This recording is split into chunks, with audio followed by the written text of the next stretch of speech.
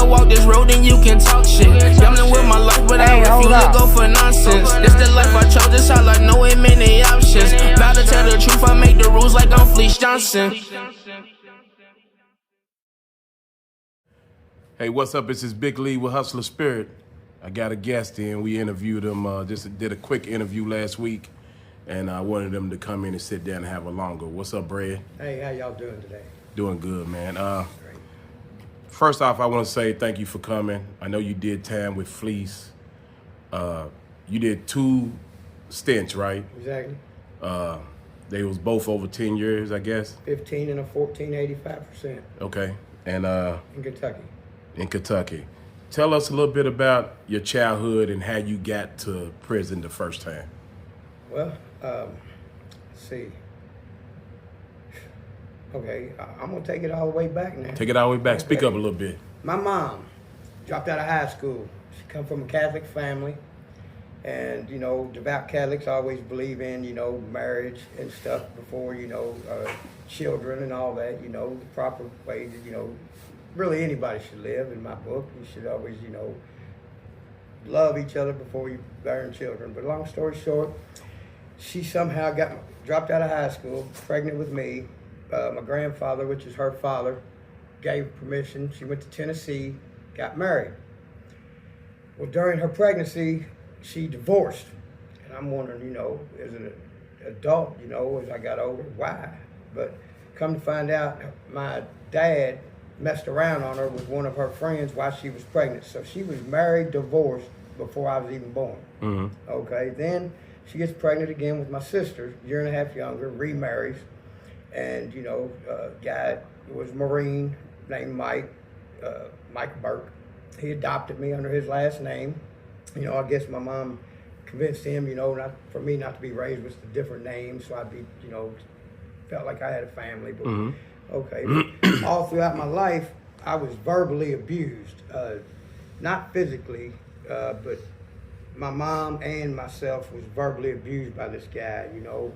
And as he got older, I believe that he came to the realization that, you know, she had experienced everything before,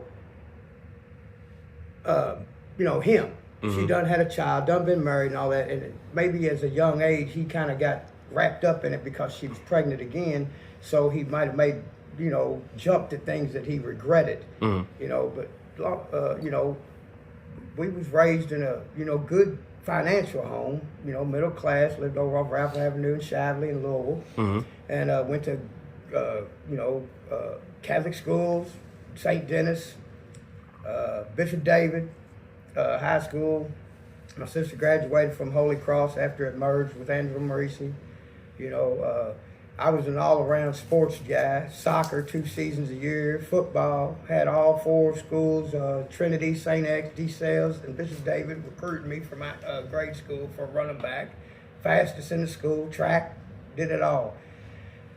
Started smoking pot, man, and you know, all my friends, they got to stay out, you know, till 11. Me, I was in at 9, 8:30 in the bed, you know, strict household, you know, and verbal abuse. I used to go in the living room and in the dining room and put my ear down to the vent, and he had this little tool shed down in the basement. That's where he was an electrician, and he'd go down there and smoke his pot. That's where he kept his pot. I used to steal it. As a matter of fact, somebody hit me to it, so I started getting into master lock, and I think he was selling it at work because he'd either have it ounced up or, you know, he'd buy a pound or a half a pound at a time of weed. This was back before green weed. It was a long time ago. But I'd pinch his sacks, you know, if they were in ounces, I'd open each one, take clumps out. I'd give it away and all this.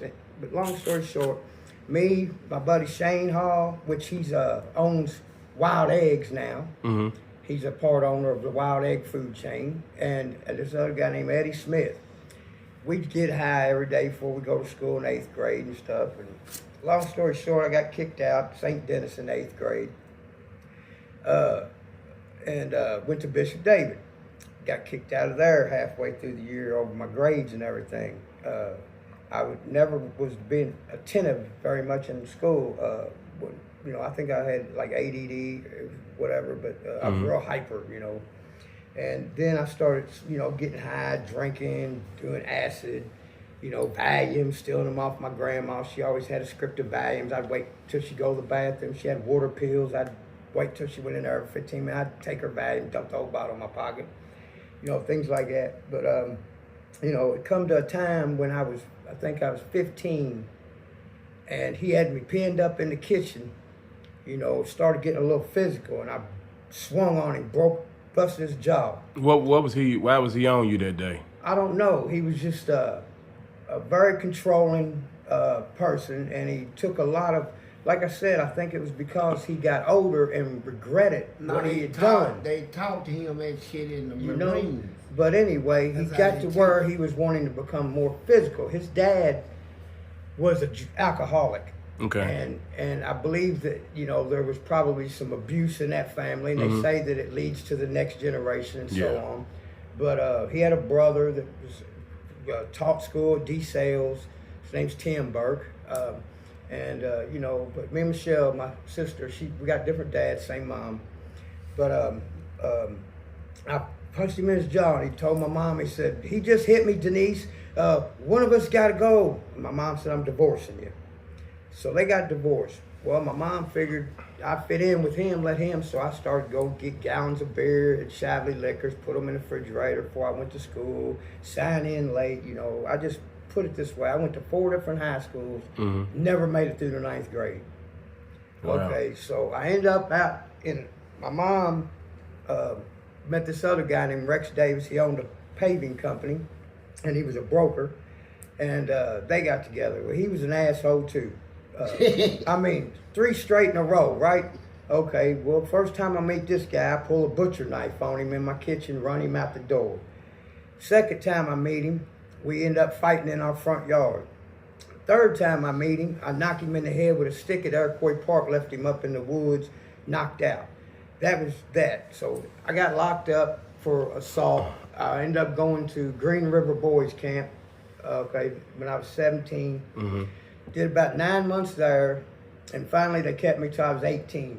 Got out and everything, and I didn't stop. I didn't slow down or nothing like that. You know, I had no parental guidance from that point. My family, except for my grandmother, bless her heart, but she was the only one that stuck by me through that time, and she's probably because she raised me till I was about 3 or something like that. You know, because my mom ended up pregnant pretty fast after I was born again, so. You know, I'd like to ask you a question. Yeah. You said you got sent to Green River Boys Camp. Yeah. And you spent 9 months. About 9 months there. What was your behavior like? I followed the rules, did everything correctly. You know, back then, you know, somebody had died at one of them. I think Lincoln Village, a little guy named Dominic or something. Yeah. But anyway, they quit the grouping and everything. But, you know, I went through, they had phases there, you know, all the way up to phase 3 or 4, I think, and you work through phases and everything. It was a work camp, cross-cut wood, bust logs. So your behavior was good? Oh, yeah. I was, you know, no kind of stuff like that or nothing like, yeah. See, the purpose of the question is I was trying to figure out, you know, when you did get out, you went back to Buck Wild, and I was wondering if you learned anything. It wasn't that I was Buck Wild. I was seeking probably the love. You know, a lot of people want to be strong and stuff, but everybody needs affection and conversation and, you know, things like that in their life, man. You know, somebody hug you, you know, even as an adult, man. Physical and, you know, interactions are very important for human nature, man, you know, and I didn't get that a lot. It was always that son of a bitch up there, you know. He talked to my mom, and I listened to him through the vent, you know. It was very hard, you know, as a young age to hear that kind of stuff, you know. And, but, you know, so that's how I found the streets and stuff. I was seeking refuge, you know. I was running away from the pain and the abuse, but I was running into something even worse, okay? The streets wasn't where the answer was, the getting high or whatever. Let's get this straight too, I never drank, used drugs of any kind to fit in or as a crutch, like, oh God, I drink because I'm upset or I'm depressed, or I drink to get rid of the pain of this, you know. You know, maybe you maybe you actually did use drugs to escape the abusiveness. It's yeah. possible. Yeah. But that wasn't my goal. My goal Right. was because I wanted to be away from that situation, and because my friends did it, and I wanted to. That's where I found my acceptance. Peace. You know, my peace exactly. Yeah. But as time went on, I noticed that the family was disappearing, the friends was going their own way, and everybody was dissipating instead of me finding the refuge and the care, the love, the togetherness, the bond, whatever I was seeking, it was dissipating even worse. So it come a point in time when I look around and all my friends are gone and married or dead. My family's gone and dead, and I'm sitting here in life by myself with nothing. And it's actually channeled to still to this day.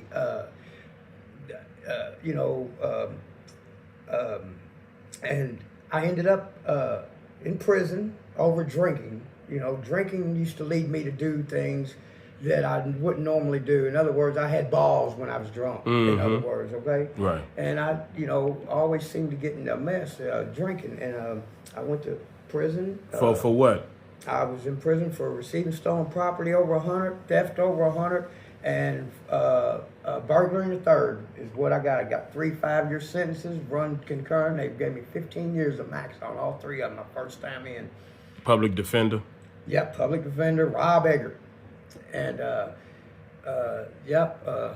so I ended up doing like 19 months in jail.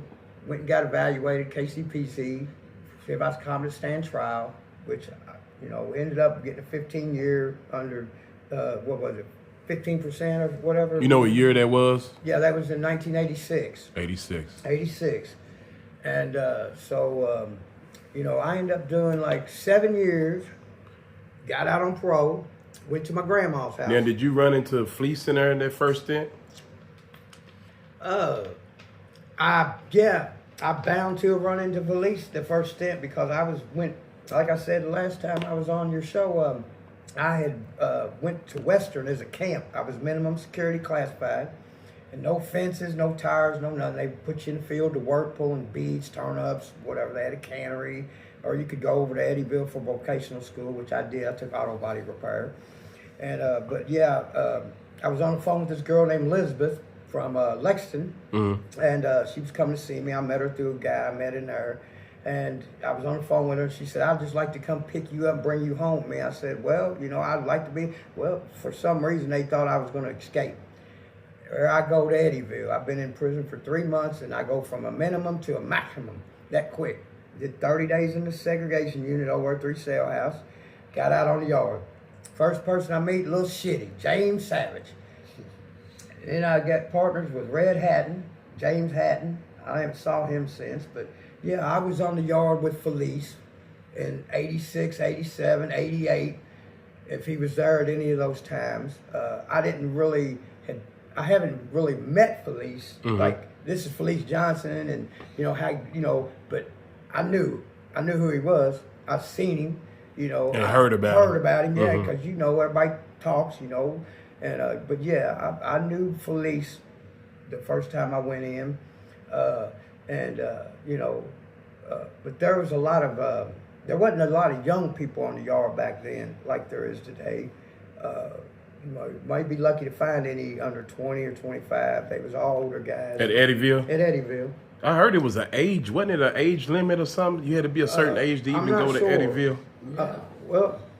I was like young. I was 20 or 21 when I hit the yard there. But I think there was me, maybe little Monty Gusler. He was a young guy. Him and his brother.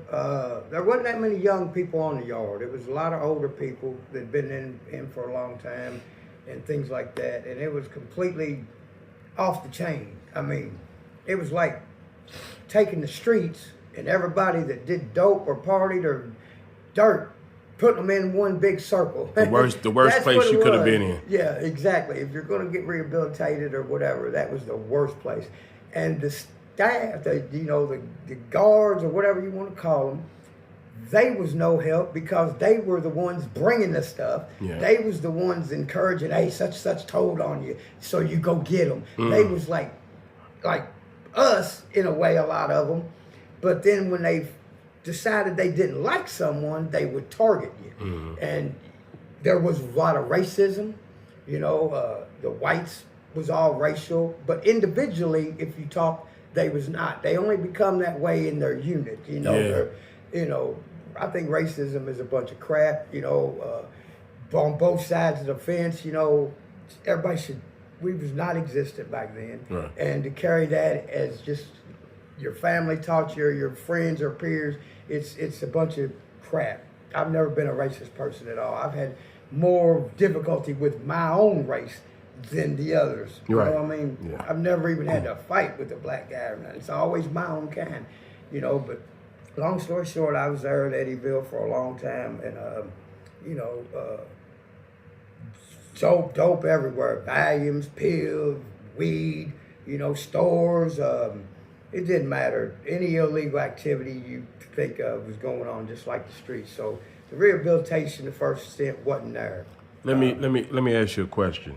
Do you think you just had a problem with authority when it came to?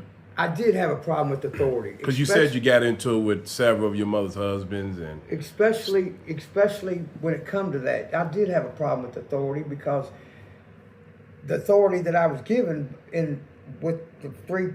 Well, I never met my real dad, still to this day, but the two that my mother was with, I'm not saying back then I would say it was like I'm hate them type stuff. But as I've grown older, I become more humble, and I understand where their mental states might have been from when they were younger, marrying, and as they grow older, the things that may have came to their mental states. You know, I'm not saying that I'm giving correction that are okay for what they did, but that's not, you know. But I kind of can understand as you know, the rejection and rebellious me is not there. I'm more humble, and I understand their mental difficulties. They might have mental problems from their childhoods and this and that they never fixed. I'm gonna tell you why I asked you, because I didn't mean to cut you off, but I've talked to several guys who've been to prison. Fleece mainly, and the one thing that I've been able to identify is, number one, for some reason y'all didn't feel loved, right? You know, for whatever reason. The other thing is the male authority thing. Y'all didn't want to, I guess, have a male tell y'all what to do or how to do it. It was how they told us to do it, and you know, it wasn't that I just automatically disliked them. You know, it was just how listening to bad things, the treatment, you know, the way the discipline was coming, which made me start getting to that point. You know, up until then, if I would have been like he was basically wanting me to be him. You go to this school. If you go fishing, that's gay stuff. You don't fish. I ain't buying you a fishing pole because you want to fish. He wanted me to be him. You know, play football, go there, you know. Now, was it the lack of love or the male authority that had you, you know? I'll say both. Okay. My mom loved me, and she would try to be the savior, but she would spend so much time as a housewife, you know, doing everything and keeping the peace, basically, that there was little time for, you know, the interaction of the family. Do you think she was a good mother? She was, but she got dealt. She was, but she picked bad people. You know, she got wrapped up with the wrong people, man. On all three of her marriages, she settled out, probably like me, looking for love, you know, and not getting it, but being in it and having to just accept it because it's what it is, the companionship or the good times. There are going to be some good times. It's not always all bad. But, you know, it come a point to where she's loved me and realized that it was wrong as she got older and divorced, you know. But then she never remarried again, but she ended up back in the same kind of predicament with the same individual. And I think it was because she was a weak person as well. She didn't have a high self-esteem about herself. She was verbally beaten down. Her life, you know, over the years from pregnancy, young age, you know, so she probably never fixed herself either, you know, to understand, you know, that, hey, this is not what I need for me, myself, my family, you know, it's just going to turn out bad. And, you know, so she just kind of probably went through life making bad decisions because she never got her self-esteem back to understand that this ain't correct. I need that. This is not what I need. You know, I just left that. So you learn to accept it out of habit, I guess. You know, that's just the way it is. Type, you just go along with it. But I lost contact. I was in 11 group homes. You was in 11? 11 group homes. He State beat you, camp. Fleece? A state camp. Two drug hospitals. In and out children's center. That was as a juvenile, and it was always for beyond parental control. You know, just they couldn't control me, which wasn't. It was the fact. You know, I'd get locked out of my house. I just broke the window, reach in, unlock the lock. Things like that, you know. Impulsive. Like, I'm out on the streets. I need to eat, take a shower. And I just couldn't. My mom might not let me in, so I just break the window, go in, you know, when she's at work or something like that, you know. So there's something in common, y'all here. You see what I'm saying? Anger problems, impulsive. Yeah, I definitely had an anger, but it wasn't necessarily toward my mom. I think it was towards myself. It sounded like it was towards the world. It was. I felt like the more I ran, the more I seeked, the more I thought I was finding my escape or escape from the home situation, but I was running to a worse, and I wasn't getting nothing. It was falling more apart. You know, my life, but I didn't care. I was caught up in go, go, go, go, go, go, go. You know, and by the time I stopped going, which was this last stint in prison, I did correctly. I fixed myself. And my thinking, my rationalization. We'll get to that. Was missing. Yeah, we'll get to that. I want to ask you another question, because you and Fleece and other guys have a lot of similarities that I heard that end you up in prison. Yeah. Let me ask you this: you went to prison. That first stint, how long did you do? I did 7 years. Got out on parole. You did 7 years. I took off to Florida. I got a DUI and a dirty urine. I had bought me a Cutlass. 78 Cutlass, and I got in the car, took about a little bit of money, my clothes from my grandma's. I had paroled to my grandma's, and I took off on I-65. I went down there. I was down there almost 2 years on the run. They got me, brought me back, gave me an 18-month flight. Did the 18 months. They let me out again. Took off to Florida again. Come back. They served me out. Helen Hughes was the chairman back then. And she served me out. So I did end up doing, I think, 14 years, 9 months on a 15-year sentence. Okay. Now, when you got out after the 7 years, what made you commit a crime again, knowing that you had that time on the show? I didn't commit a crime. I guess a crime is You said DUI, right? I got a DUI, leaving a bar. I got out and immediately started drinking. And what happened there was my grandma kind of, through her love, they encouraged me, because she's like this: if you need any beer or anything, I'll go get it for you. You drink here. Here's a bunch of quarter rolls in the drawer. You got a 10 o'clock curfew. You and your friends come over here and play poker at the table and do your stuff here. That way you're not out. She helped encourage me. Let's remove her out of the conversation right now, because I want to know, after you did the 7 years and got out, how could anybody influence you to do anything wrong to maybe end you back up in a place that was horrible, that took your freedom? That I didn't even look at it back then. I was so young, and like I said, prison was like being on the streets back then. You wanted to get high, you wanted to do dope, you wanted to get drunk, you know. Oh, so you was drinking in there, so it wasn't like you stopped drinking for 7 years and started right back up. Here and there I drank, but mostly, you know, it was weed, Valiums. You could get acid in there. I mean, it was like a pharmacy in there. Okay. You know, and you go from the streets to that, and you done experience, it's like, it ain't no big deal, okay? It's the mental state. I didn't grow up. I didn't realize that I got a problem yet, you know, that, hey, hold up a minute. If you're going to get out of this, you've got to change yourself.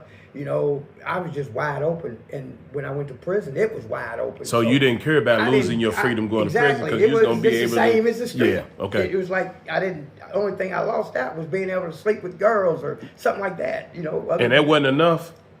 No, not back then. It wasn't enough. Freedom and it didn't women. bother me, man. Okay. It was just a wide open party, man. And So I didn't learn nothing, man, my first stint in prison. And it didn't take but 3.5 months to get me back into prison with a new sentence from drinking, you know. And that came, me and my sweetheart now. That's why I went to prison. We were both alcoholics. You and your woman now? Right now. And, so you mean after I got out, when I served out, served the 14 years. I came home to her. Okay. I met her through her nephew. He introduced us in 2002. Where you meet a nephew in jail? No. Yeah. I mean, I knew him for a while. Okay. Yeah, I met him in jail. All right. But I knew him, you know, throughout the jail stuff, you know, over the years we'd run into each other. But anyway, my mom had passed away. I had an inheritance, you know, from her. My sister handled the estate and everything, and we split it and everything. So I had money. And I spent a lot of money in prison before I got out, $30,000-$40,000 on dope, crack, everything. You know. Oh yeah. I was balling in there before I got out. And but what's weird is I got out, and I didn't want to do nothing. I had the mind state, I'm going to quit drinking. I'm going to quit this. I'm going to quit that. Well, she's 15 years older than me. Your old lady? Yeah. Okay. And when I got out, you know, I met her. I was writing her and all that, and I was madly in love. I mean, before I even got there, I was paying, you know, helping her, sending money to her. I was paying her phone bills. I'd call her every day for hours on the phone, back to back to back to back to back. You know, I was in love for the first time in my life. I mean, and the love I had was it was so within me, so crazy in love. I mean, I'd never had that feeling before all my life. And so let me ask you this: did you meet her when you got out? I got out, and you went back in? Time. No, I met her when I was serving out my first sentence. You was completely done with the first sentence. I was on the tail end of it, like October. How did you meet her if you were still in there? Through her nephew. He was in there with you? He was in there, right. Okay, I'm with you, my fault. I started writing her, and I said, well, when I get out, I'm going to come home. She got served out May the 4th of 2003, my first sentence. So from 86 all the way to 2003. That's a bad time to come home, Derby weekend. But anyway, I come home that night. My sister, I rode a bus home, a Greyhound, give me a bus ticket. And, you know, my mom had done passed away. My grandmother had passed away. My aunt and my sister, which I don't talk to, I haven't talked to neither one of them about 8 or 9 years, but they had, you know, set me up a bank account and everything like that, you know. And I went through ungodly amounts of money while I was there chasing, you know. And but I got out, and I had my mind set that I was not going to drink no more, you know, and all that. But my sister picked me up, and but no, I'll take it back. My grandmother was still alive then. Okay, she didn't die till I went back. This was before I went back, but she picked me up from my grandma's. I went to Bacon's shopping and all that. I think it was Bacon's still, or it might have been Dillard's. Dixie Highway? Yeah, Dixie Highway, Bacon's. right there by the interstate back then. Bacon's. And so, you know, bought me a few outfits and bought, you know, her dog. She had a dog. I bought her dog. My sister said, this is the way, you know, to her heart. Just get her dog something. Everybody loves it. So I bought her dog a little toy and all that. Well, I went over to her house finally. I called a cab from my grandma's, went over there, yellow cab. 636-5511, that's the phone number, yellow cab. But anyway, I went to yellow cab over there about 10 o'clock. She comes out, got this teddy bear outfit on, her hair all pinned up, drunk. Give me a kiss. And I'm looking in the cab. I ain't even got out yet. I'm like, because I didn't even know she drank. She was an alcoholic. Everybody in her family had been to prison, were drunk or druggers. I didn't know this. See, I'd call her in the mornings, and I never knew this. She had her sister and her sister's husband living with her.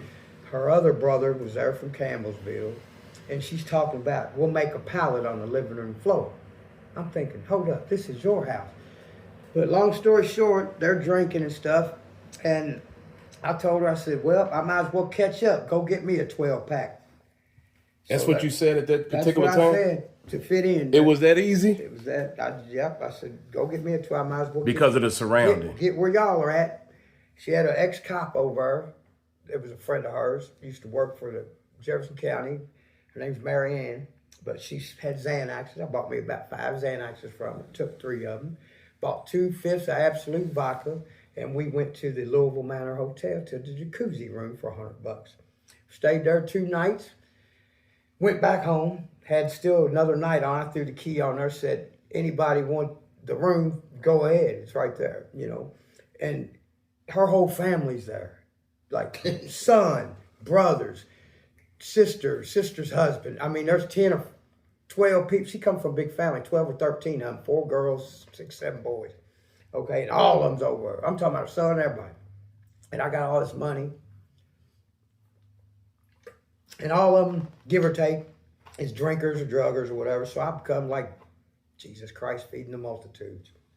And you was addicted to the power. And I was addicted, not to the powers, to fit in. Okay. You know, I loved her so much. When I talk about emotional, I was emotional. It sounds dangerous. It was dangerous, and that's what got me in prison. I couldn't even rationalize, like hold up, like push back. I was like, love it. This is the queen of my life, you know. How did that get you in prison? Because I was so emotionally, and when we drank, we was both bad drunks.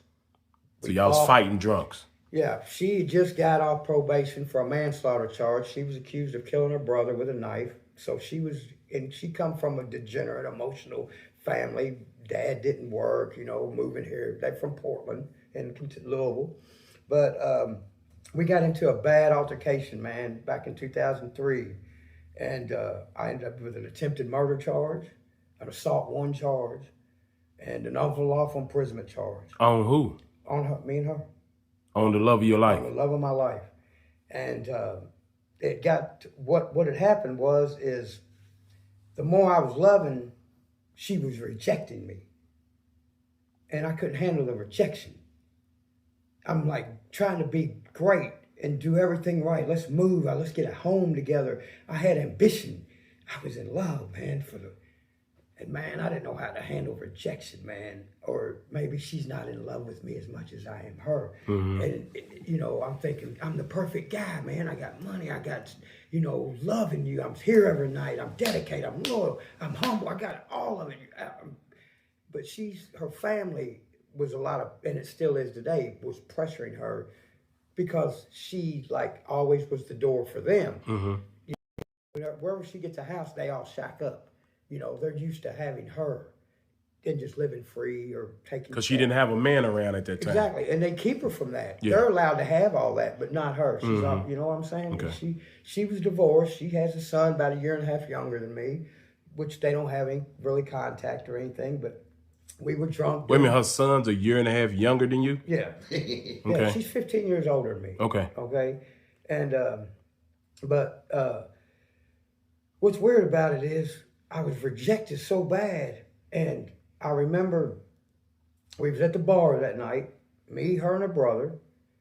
And I asked her to dance. She said, fuck you, I ain't dancing with you. And this other little dude, she started dancing with him. Uh-oh. And I tried to kill him. I went home, got a butcher knife, go chop his head off, throw it on top of the bar. That's how mad I was, okay? It didn't happen, though. We did get in a fight. I ended up with a little salt out of him, but it got dismissed because I had bigger stuff, you know. Mm-hmm. But long story short, we forgave each other immediately. I don't know at first if it was because we felt bad inside or whatever it was, but we immediately... Because y'all wasn't drunk anymore. Because y'all wasn't drunk anymore. Right. We crying, man. What do we do? What are we doing, man? This wasn't meant to happen. It was because of emotions, man. Mm-hmm. Okay? Rationalization. That's what liquor takes away from you. Yeah. The rationalization. Bingo. And the emotions. You don't feel that. You feel the liquor. Mm-hmm. The impulse. Yep. And that's what happened, man. And, you know, still to this day, I carry that on my shoulders. I've apologized. I come back to apologize. I went to classes. I took moral recognition therapy 2 times. Let's back up. You know, let's back up to the attempt murder assault. Yeah. How did y'all get after y'all made up? Apparently something else happened for you to get. Here's what happened. I was in jail. She started coming to see me every day. You was in jail from the dude, from assaulting the guy? No, from her. On these charges that I... What did you do to get those charges? What happened? Me and her got into a big fight. And I ended up, with an attempted murder charge out of it. And what did you do? We got physical against my fist. I didn't hit her with nothing. We just got into a fight. You beat her that bad? Well, it wasn't. It was bad, but here's part of it. She had taken a steak. This is what triggered it all. I remember it. She don't remember a lot of it, but I told her. Mm-hmm. She took a steak knife and she poked herself right here, smack in between the thing, and she said, "You see this? I'm gonna call your grandmother and tell everybody that you did this to me." And that's when I snapped. That's what she did. So you snapped on a woman that had a knife and she that had got locked up before for using a butcher knife? Right. That's yeah, you didn't. And she stabbed herself. I didn't do that part of it. What, hard? Yeah, she poked her hole right here in her and blood and, like right here. She did it. I didn't do it. She did it. Okay? And what the part that triggered me off is when she said, "I'm going to call your grandmother and everybody I know and tell them you did this to me." And I didn't do it. And I flipped. I was drunk. And that's what made me go berserk that night. I hit her a few times. I didn't just sit there and pound her, but enough to do damage as a man to a woman, right? Right. And I left. I went all the way. Where did you leave her at? In the house. Just left her in the house and left? In the house. With her out cold? Out, right. But and, you just think you'd have knocked her out at that point. You was like... I really don't you didn't even care. know. I didn't. I was so far gone, I didn't even... The emotional state and everything, and then she's going to have me tell my grandmother and have me arrested for something. It just, boom. Not thinking what I'm doing to her now is going to definitely end me up in jail. But because you going to tell my grandma. Exactly. And because I'm going back to prison type. But it really wasn't even that. It was the fact that I didn't do nothing. And I was drunk and stuff. And I was already broke apart inside because of the rejection I was getting. I'm trying to love. I thought this was it. This was my forever. And every time I do something, I get rejected for it. Let's have lunch together. We was working the same place. And she rejected me. Everything was a rejection. The communication is like I didn't exist. You know what I mean? And I love this girl, man. Woman, But that's what happened. And while I was in jail, she was on my side. She went into court and testified on my behalf. Let me ask you this. You know, what kind of damage did she have for them to say it was a attempt murder? She had some facial damage on one of her cheeks. And I don't really know. I know that part there, she stabbed herself. It was weird because I seen it. She hit herself and it like air went out of it or something in her nose but I didn't do that. They gave that to you though. I got that too. Mm-hmm. But and I talked to her. We've talked numerous of times over the years about it. Her family, they use me as an excuse. They're all sick and it's not me. They hate everybody and they use me, and she's tore between me and her back and forth and stuff. But yeah, I did a 85% over that altercation that night. And you said she came to court in your... She came to court on my behalf. She tried to marry me in the jail. They rejected us getting married. She's there every day to visit me. And when I got out, we got back together again. And we've been together 10 years now again. We haven't had any altercations or nothing. We don't drink. That's probably every why. now and then. But there's emotional damage that we see in each other. But she's in a wheelchair now. Yeah, right? She's had strokes. She's had 5 ischemic strokes, and she's got congestive heart failure, and she's unable to walk and anything like that. She's 73. I'll be 59 this year. Do you feel like you contribute to any of that? To her strokes or anything? Her ending up in a wheelchair? No, that's completely medical. No. She's got blockage. She's got 100% blockage on her left side and 60 on the right. You know, her carotid arteries are clogged up from plaque and stuff. And I believe that's from just not proper diet and drinking and things. She liver damage. She's had hepatitis treatment for liver damage. And I mean, she was a big drinker before and after. She continued on after I went to prison as a drinker for years. She finally quit, I think, 2009 or 10. So where do y'all live at? We don't have a place to live right now. We got put out of our home in May the 5th to be exact this year, over our dog. We have an American Pit Bull Terrier named Mickey that we adopted from Metro Animal Services 9 years ago. And policy is not to have those kind of dogs there. And we had a year lease. We paid 30% of her check. She gets Social Security and a pension. She's retired. And they wouldn't renew our lease over the dog because we didn't get rid of the dog. So we broke the dog policy. And May the 5th, they put us out. So, I done talked to several people that literally has got put out or they wouldn't renew their lease because of their pet. Right. I've never really loved animals that much, but that dog means enough to you. It means enough to us, both of us. I mean, especially me. It's my first dog. And I'm like this. I'm true to the bone. I always have been. That's one thing I am. I'm a straight up cat, man. You know, I don't flim flam. If I say something, it's a fact. No matter who I talk to, I don't flim flam people for drugs. Even when I use them, I don't pinch. I'm a real. I go get it. Here you go. Whatever. I've always kept it real. Okay, but that dog, I look at it like this. When her and I went and got that dog, we went 3 times to get it. You know, we had to go a meet and greet, take our other little dogs of her with it, see how they interacted or whatever. That's the only dog he ever got along with, by the way. But long story short, you know, I'm like this.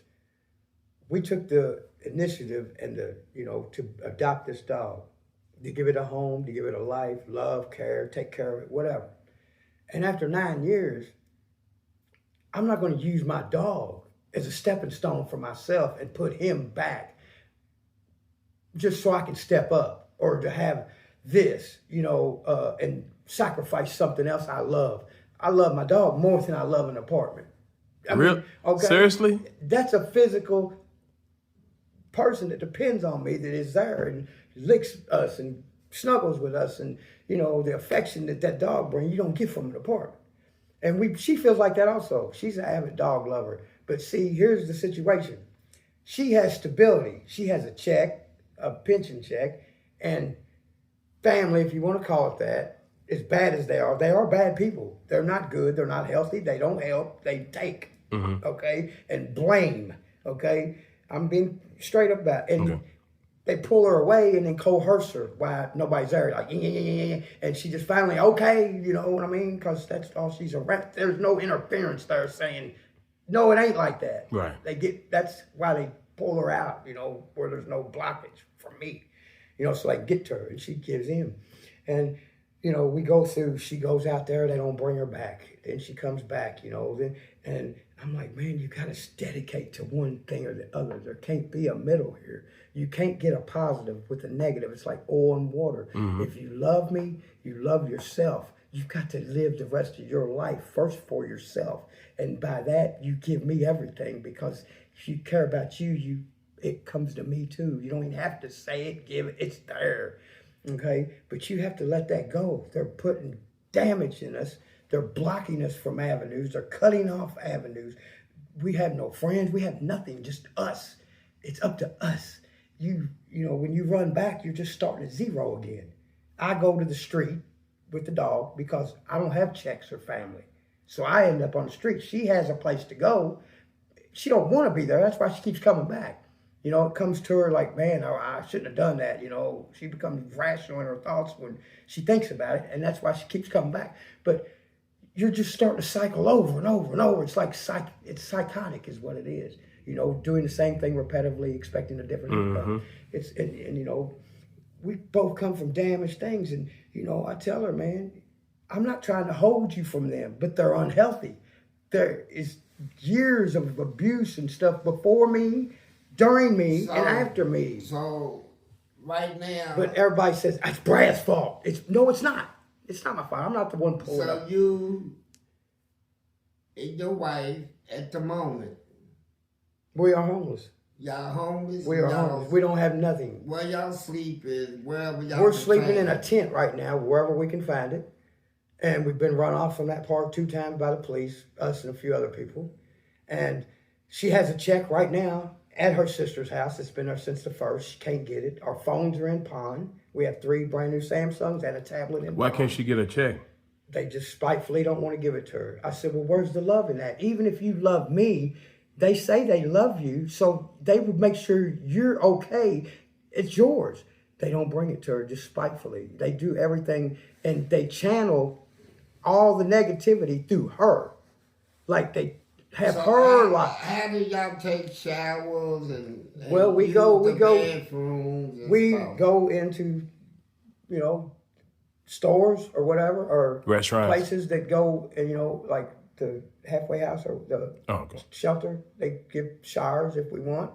You know, it's hard. I got to pull her up the steps, undress her, you know, and things. But right now, you know, I think we're going to try to make it this time, man. I mean, it's like it's been a fight. You can't have a home. Let me tell you, we had a nice house on Main Street in Louisville behind him, Caddy Corner. And I had painted it all. We had all brand new fucking appliances. Nice. It was to get nice, you know. Skin yard. You know what I mean? And one day I'm sitting there, and they back a U-Haul up, and there goes all the stuff, man. Just who took it? Her family. They just come in and take everything. Like I don't exist. Like they get to her, and then when and then she'll realize, oh man, I made a mistake. Well, just like, and she keeps back and forth, back and forth. So are they trying to keep her away from you because of the money and the control? They have sicknesses. They think. Let me give you an example. If they can get through to her and they say, come on, when she gets in the car, if she does, they find, I knew we was right all along or you wouldn't be in the car. See what I'm saying? They give her closure. She gives them the doorway that what they're doing is correct by going. Even though it's wrong, if she gives in, she would never be here. Subliminally in her head, they're saying, well, she wouldn't have got in the car if we were wrong. See what I'm saying? Yeah. But she's not getting in the car because she don't know the difference. She's getting in the car because she's caught up on, that's my sister. But they're not the sister. That's something you're hanging on. That's why you're getting corrupted and tricked. You're being tricked, used, manipulated. You're the doorway. They're not doing it to none of the other family members. So how do y'all eat? We survive eating a kitchen or somebody bringing us something or example like this, getting some help or whatever it is. We're neither one of us are thieves. I'm not going to steal. We don't hold signs up and beg or nothing like that. If somebody blesses us or something, which we do get blessings sometimes, and things like that. But we're both hungry now. Winter time is coming up. Exactly. Y'all gonna have to. Exactly. Now there's one thing. There's one thing that we do have going for us. We're going to change the check. We're going to cancel it. We've had to do this 4 times in the last year. We got to call the pension fund, cancel the check, get a new address, have everything rerouted. I got to get all our medicines and all that back over here again. I mean, this is ongoing process, right. You know, but it's very hard. I got a cart with all our stuff. I got the dog and I got her, and I'm pushing her and the dog with one hand, pulling a big old grocery cart with the other down the street, man. And, so are you hoping to have a place to sleep when she gets her check? She gets her Social Security check last Wednesday of the month, and we have the card to that in my wallet right now. So they can't take that. And, you know, we just have to reroute the other check, but she's had a $400 check, $396 check out there at her sister since the 1st, and we can't get it. And we don't have no phone. We got 4 phones in Pond. I got the Pond tickets in here just to eat. You know, It's not, we're drinking and drugging. We that's not a priority. We trying to survive, man. You know, and that part of us we have let go. I don't get high. I don't do drugs. I don't even smoke pot. I don't do nothing anymore, man. You know, I'm trying to hold my relationship together and make it what it was supposed to be years ago. And I still got so many adversities, man, and so many people pulling against me. And I'm here by myself, and I'm trying to get her, man. Look, man, just keep it separate. If you want to have that, have it outside, man. You don't give up your home and your relationship to nobody just because they tell you. Right. And then go to somewhere else that's not even theirs either. What do they have? One of them's living in a garage. The other one's living off somebody for 24 years. They don't even have nothing but a check. You're not going nowhere. Let's look at you. What do you think prison has done for you? I don't know if prison did it, but by me getting locked up this last time, it slowed me down. It took me out of a predicament. And prison had changed. There wasn't drugs. There wasn't like the same. It was more program work oriented. Mm-hmm. It completely had changed that quick. You know what I mean? It become more of a control thing. You know, what would you it was no control at first. Right, it was just off chain. Yeah, the inmates tell the guards, go, you know what I'm saying? It was no control. Okay. Really, unless there was a big old stabbing, which there was all the time. Well, the reason why I asked because we talking about her money, her family. Yeah, it has nothing to do with money. No, I'm just saying the responsibilities kind of land on her as far as financial. Right now, yes. And here's the thing. For years, we've been trying to get me compensated. Because if she gets her dual insurance, I could be a caretaker. I haven't been drawing nothing off of it. I do it because I love her. I'm not getting nothing. I quit my job. I was hired permanent employee at Genesis Plastics back in 2017. I worked there. When I got out, I was hired permanent on third shift. Okay, I quit that job and come back to her. Okay. So you quit the job to take care of her. Take care of her. Right, and because she can't do nothing for herself. She can't stand up. She can't walk. She can't take a bath. She can't get out of the chair into the tub. She has to be put on the toilet. And I'm there for her. I run all the errands. I go to the stores. You know, I do all that, cook. You know, I become the homebody and the caretaker all at one time. But I don't have no income now. But I love her outside. It's not about the income. It's about people that need to leave her alone on her side so she can have a life and be happy and give me the best, you know. And that's been a lot of the mental war about it all. But, you know, I want to go back to work. What kind of work can you do? I can do about anything. I've done a little bit of all kinds of things. Like you know, what? Like I already know. Mostly type construction work. I've do auto body repair. I'm very intelligent, by the way. Very, you know, you show me one time what to do, I got you. You know, you want to build a speaker or put a TV together. If I don't, show me once, I'll adapt immediately, and we'll get to going, you know. But I don't know if I'm a great painter. Yeah, I can throw some paint, man, with a paintbrush. You know, now they spray it on, but with a paintbrush, you don't need to put nothing down or nothing. I got you. The house gonna be nice. And you know, then who's gonna take care of her? We don't want people coming in. We got the dog. Well, if she's getting Social Security, she has medical, right? Yeah, she has. Well, they'll send a nurse, right, to take care of her. We're trying to get it to where, you know. First, you gotta get her home. Right. And what we're gonna do is we got some people we met that are from a church and work for one of the homeless places. Mm-hmm. That there's one guy, you know, that comes checks on us every now and then and make sure we're okay. And you know, we might have to take baby steps just to get out. But we tried the hotels, live in a hotel. Yeah, it's not the answer. They're gonna stay. They're real bad. You $1,400-1,500 at the cheapest hotel, and we're broke. I mean, that's not even food or travel or cigarettes or anything. Right. You know, that's not the answer. We did that a couple months ago. Tried it. You know, but you know, it's hard right now. You know, she's here though again. Blessed. Thank God.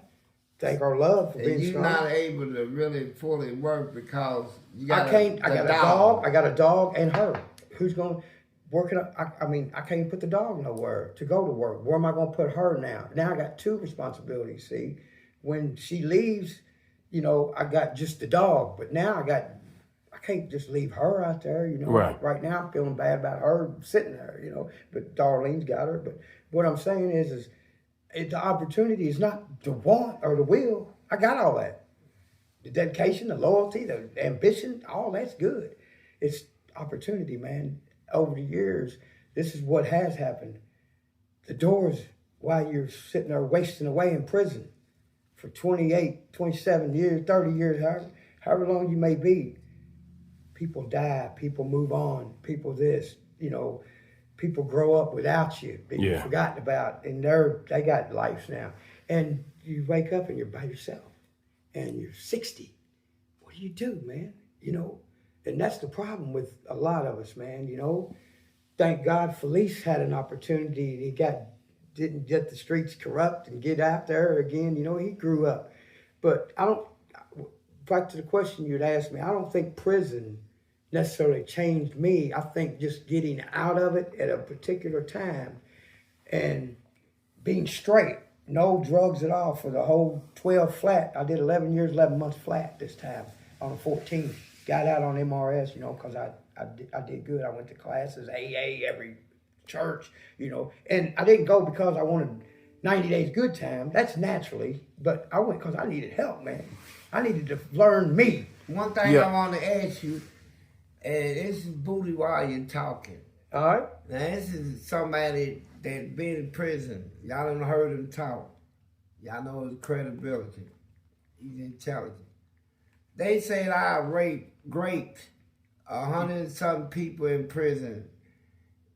You see that happen? No, I don't see that happening. And for the reason why is because, first of all, the circumstances in there with the way it is set up and the control and the guards and everything, it would be impossible. It would take 30, 40, 50 years to do that if you even tried, much less 1 or 2. But, no, I know that's not true. And I know if the administration of any penitentiary or the corrections, team, Frankfurt, whoever has put that out there, that is not true that Felice has raped anybody.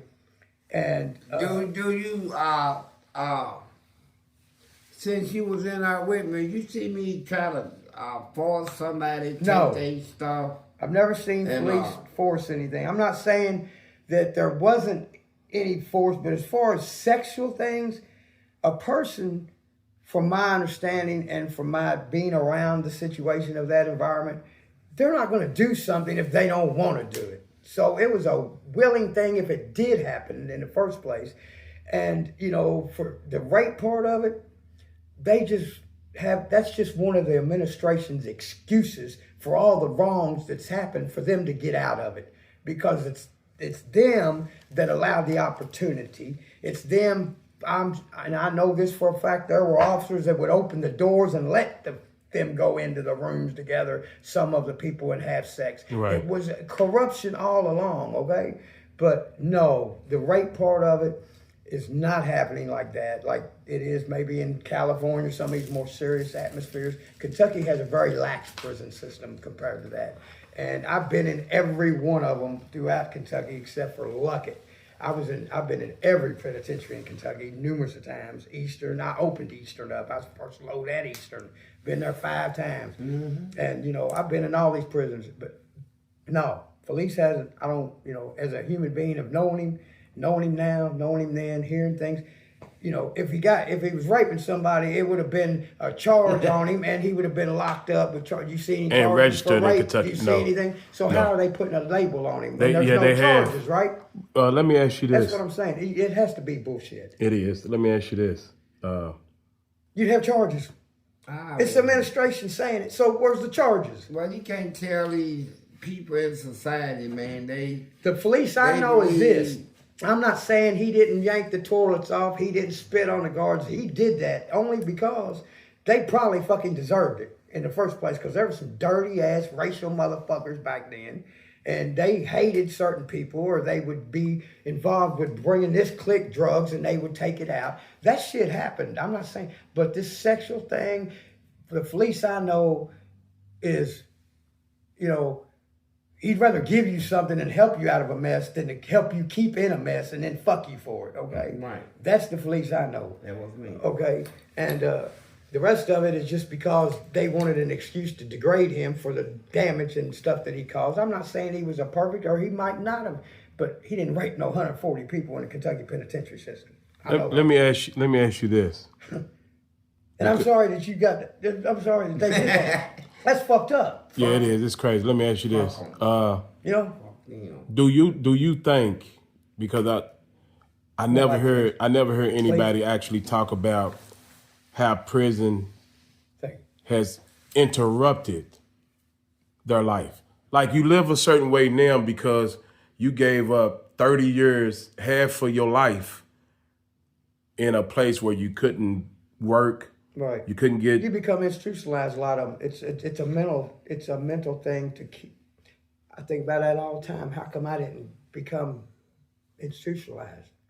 The rate of recidivism. Going back, it can't live. Like, for example, there's people like, I'm not gonna put names, but they get out and they just go hog wild until they get caught and go back. Get out, hog wild until they go back. Now there's people going there 5 years and with 50. And things like that, I mean, I know lots of them, man. Like James Savage Shitty, I told you, he's got years upon years. Every time he gets out, he goes out and robs something. Every time. I mean, but you went back after doing crimes after you got out, right? I did, but mine was an emotional. It was still crime. Yes, it was. But I grew up because my mental state, I still had me. I didn't lose me. How did it take? How did it take 30 years for you to grow up? Because I had to ask Fleeces, how did it take so long to grow up? I guess you just get old and you just get tired. And like I said, they had taken all the drugs out, the opportunity to be back where you were. And so by doing that, you had no choice but to adapt to the new, which was a refresh and a step going forward. But you go in there from being drugs or drinker, and they got drugs and drinking in your face, and anytime you want it on here, take this fucking ounce on credit, we'll see you next week, or state paid, you can't get fixed because it's right there in front of you. A crackhead goes in the crack house, wants to sit. Because you don't have the mental strength. Right, you're going to do drugs and things like that. Now, no, I mean, it doesn't. No, I'm talking about when you was in there, you wasn't strong enough. Exactly. To say, I don't need it. And I didn't care. And they wasn't getting you help for. They didn't care either. The first time, administration didn't give a fuck. They were the ones corrupting it. They were the ones bringing in the pot and bills. Believe it or not, they encouraged it. To be honest with you, they would send hits. They would do the dirt. A lot of administration back then was very corrupt, man. Yeah. I mean, extremely corrupt. You wouldn't believe it, man. There was lieutenants and shit. IA, Tommy Pryor. They were packing dope in here. And then putting you in the hole because they think you did it, but they was the ones bringing. I think they still do it to a certain degree. They do, but it's very, very slim, man. Yeah. But it's hard to become something else when everything that's created your problems is right there in your face. Trapped in the system. You already have no strength to get out, but then the encouragement on what you're there for is right there. So that's all the life you know. You don't know another life. So people always have the tendency to go with what's easiest, what they can adapt to. And that's, what happens, But when I went back this time, it was taken away from me. There's no drugs and there's no nothing. And I immediately signed up for AA. I had a couple people like Donnie, this guy, let's go to church, man, and I wasn't going because I needed to be seen in church. I was going because I believe in God. But you was also what, late 20s, early 30s? Yeah, I was 37, 38. So at some degree, finally when I went back, yeah. At some degree, you maybe you matured. I did mature. I'm very, very, very rational now. I don't act out of impulse. I don't chase the alcohol. I'm just in a predicament now. Everything's gone. My doors of opportunity, man, are gone. And, the rebuilding years, our 20s, our 30s, hey, you turned 16, your dad gets you a car. Mm-hmm. I missed all that, man, to the penitentiary. And now there ain't nobody there. There ain't no family there. Do you understand why you missed it? Yeah. Whose fault was it? It's my fault. Okay. I blame myself 100%. I take all responsibility for my wrongs. Because as long as we're not something like, born with retardation or something like that, you have the ability to think after a while. You learn right from wrong. That's what I want people to understand. And the first thing I did when I got out, I contacted her. I contacted her son, her family, and I tried to set up an appointment. When can I see you? I need to apologize. I need to say I'm sorry. That wasn't who I am or who I'm. It was a bad thing over emotions. I was emotionally and drinking. Right, and I didn't know. I didn't have no rationalization, no stop, no understanding of rejection. I'm in love, and love. People get shot every day out of marriages and things, but that's not an excuse. I came home. I talked to her for about 4 hours. I walked all the way from Indiana in the rain one night after I got off work, all the way over here down in Portland by myself to her house with all her family living there and everything. Sat out there and talked to her for almost 4 hours, saying how sorry I am, and I apologized. And she's sorry too. You know, she just got a lot of other people influencing her and pulling her away from her. But she wants the same thing I want. We both know we made mistakes, immaturity. And let me tell you something, alcohol, man, and stuff is a very, very bad drug, man. You know, especially for those that think they're gonna find refuge in it or companionship in it or anything, going to bars looking for women. You're gonna have a bad marriage 9 times out of 10. You ain't gonna find it. Okay, you how old you are? I'm right now? Yeah. I'll be 59 November. Born in 66. So you still can fuck? I still do. You fuck them? I do. In the wheelchair? No, we're in a bed or laying down. You get out of the wheelchair and fuck them. Yeah, she gets out of the wheelchair and goes to bed and stuff. Okay. That's none of your business. We still have sexual. That's none of his business. I'm a booty wire, man. I got to know shit. We still have sexual everything. Yeah. I mean, that hasn't stopped nothing. Well, I'll let y'all hold on to that. But one more thing before you get out of here. What would you tell a young person about the mistakes you made in life and how to avoid those so they don't ruin their life?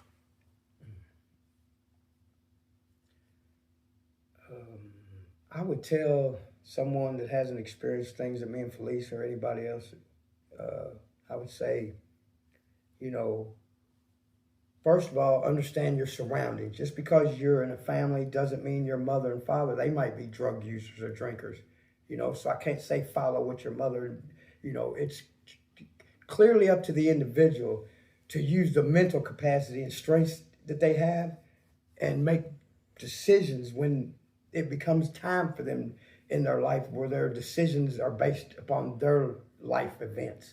You know, when mom don't tell you it's time to get dressed, you know, those times when you grow out of those. You know, when it comes time, it's your life, you got to do it on your own.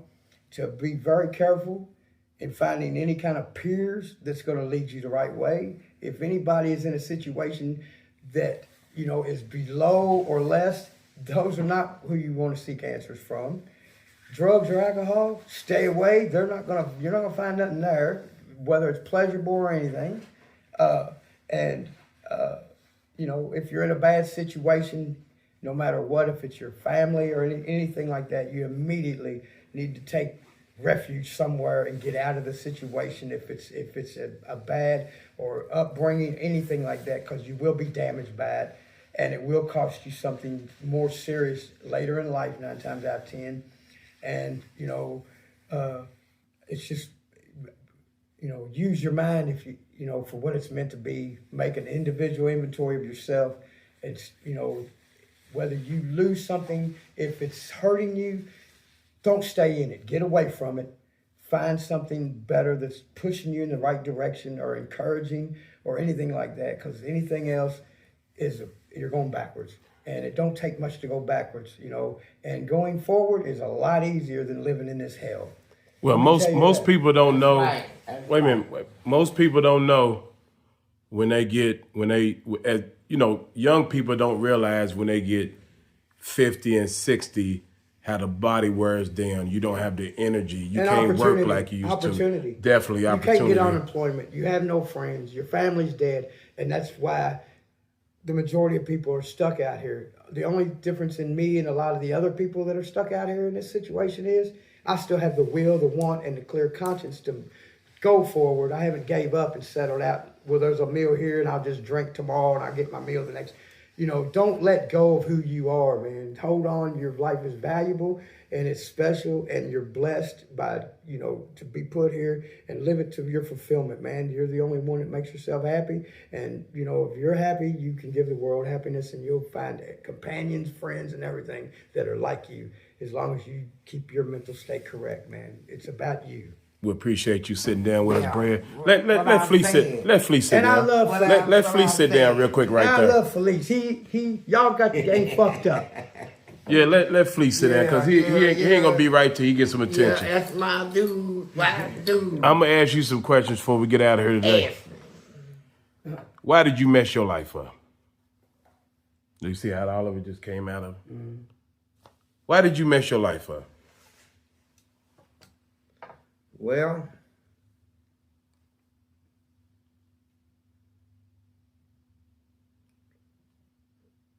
Not how, why? Impulse. Impulse. Yeah. No rationalization. No rationalization, dumb, ignorant.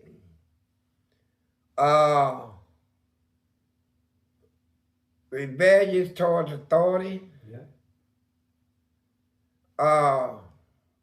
I've been molested as a child. Angry. I didn't care. To me, the anger that I was releasing was my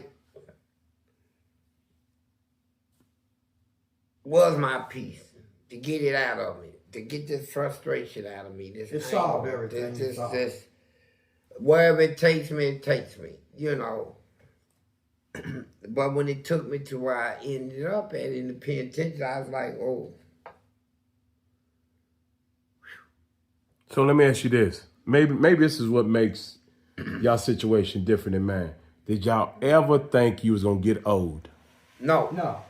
No, I never. You couldn't even visualize that. You didn't think about it. You living for the minute, man. Man, and I remember the first time in prison, I saw a grave. Exactly right. Anywhere I would pull it out. Man, what is this? Great. What? Then your eyebrows and all that. Man, it just covered me. Like, what the fuck, man? And then that young person is still in me. You know, time went back quick. That's another thing. You don't grow out of who you were because you're stuck. You stop. Time stops. It's like time stopped, you right? know, you're controlled, but you never grow. Yeah. That's a good way to put it.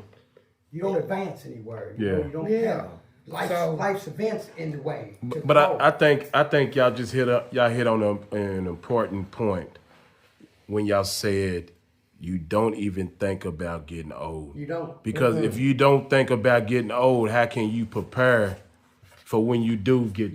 And you're in a place where there is no things that you're facing. You're facing what the prison has to control.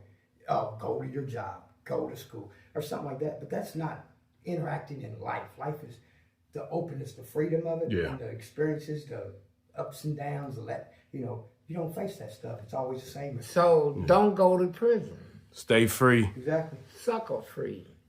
Thank y'all for joining us today. Thank you. Man, I want to thank Cameron for a book he sent me called The Baker's Edge. And I liked the book. I saw a big part of me in the book. You know, the book was about a guy that was really misjudged.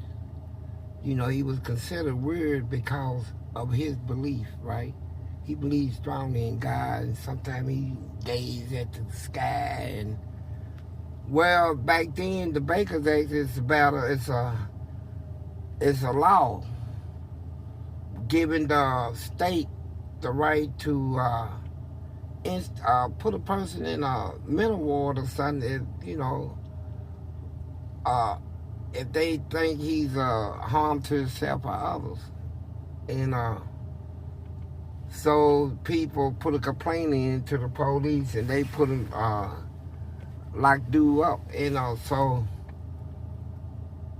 when he went through his evaluation, they said, yeah, he's weird, and sent him to a mental place, and the patients and stuff, that had real mental problems. He would talk to them, calm them, and he would solve their problems without he can do what medication couldn't do.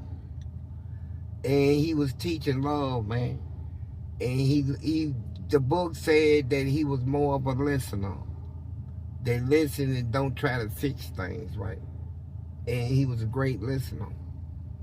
And he was kind and understanding and compassionate towards people that other people turn a blind eye to. And he helped people, and the people at the hospital, they got jealous at first, and they said they was gonna medicate the dude to stop him from interacting with the patients like that. But the overseers of the hospital, they said, he's doing something remarkable that scientists and doctors can't do. You know, he got the love in him to do good, right? Despite the adversity, despite the put down, despite how people look at him and how they judge him in his situation. You know, and I saw a part of me in her because I got the same want in me to help, to love, to heal people. But I had anger issues that was preventing me from doing that because of the way people treated me. You know, so the book enlightened me. Thank you, Cameron. The Baker's Act. Baker's Act.